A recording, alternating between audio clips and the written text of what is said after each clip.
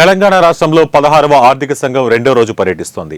ఇందులో భాగంగా ప్రజాభవన్లో 16వ కేంద్ర ఆర్థిక సంఘం బృందంతో సీఎం రేవంత్, ఆర్థిక శాఖ మంత్రి బట్టి విక్రమార్క, సీఎస్ శాంతికుమారి, ఆర్థిక శాఖ ముఖ్య కార్యదర్శి రామకృష్ణారావులతో భేటీ అయ్యారు. రాష్ట్ర ఆర్థిక అభివృద్ధికి సహాయం అందించాలని ప్రజాభవన్లో నిర్వహిస్తున్న 16వ ఫైనాన్స్ కమిషన్ సమావేశంలో డిప్యూటీ సీఎం ఆర్థిక మంత్రి బట్టి విక్రమార్క మల్లు కోరారు.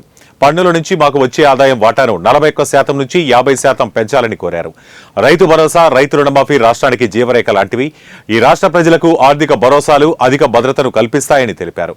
కేంద్ర పథకాలను వినియోగించుకోవాలంటే తరచూ కఠినమైన నిబంధనలు విధిస్తున్నారు.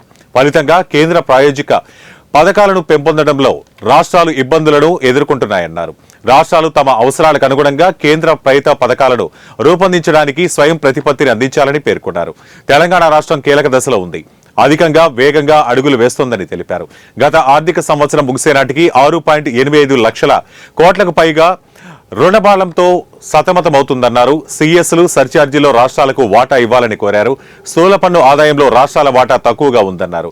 సంక్షేమ కార్యక్రమాలను బలోపేతం చేయడం, మౌలిక సదుపాయాల కల్పన ద్వారా అంతరాలను పరిష్కరించడానికి అవకాశం ఉందని, ఇది తెలంగాణ డిమాండ్ కాదు, అన్ని రాష్ట్రాలకు సంబంధించిందన్నారు. తెలంగాణ ప్రత్యేక రాష్ట్రం చారిత్రక కారణాల వల్ల అసమాన అభివృద్ధి ఇక్కడ ఉందని తెలిపారు.